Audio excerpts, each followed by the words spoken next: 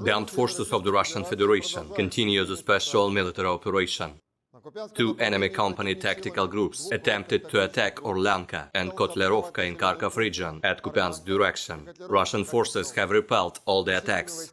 The enemy has lost over 50 personnel, 3 tanks, 4 infantry combat vehicles and 7 motor vehicles. Up to 2 battalion tactical groups of the armed forces of Ukraine made another attempt to capture Stelmachovka and Rozovka in Lugansk People's Republic at Krasny Liman direction.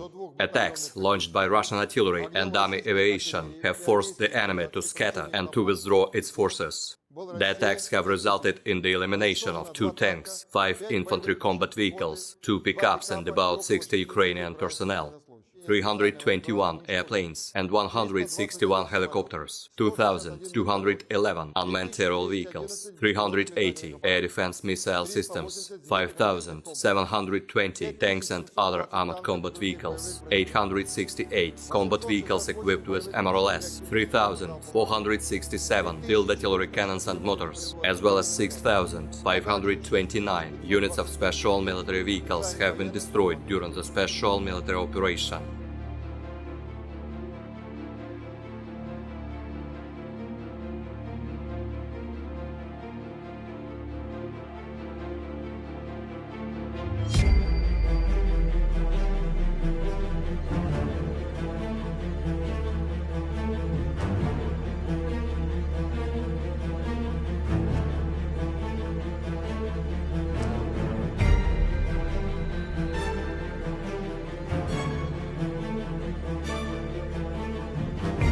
Russia is increasingly resorting to horrific and indiscriminate attacks on civilians and critical infrastructure. President Putin is failing in Ukraine.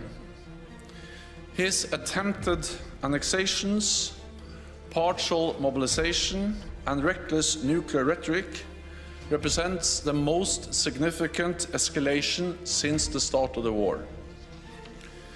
And they show that this war is not going as planned.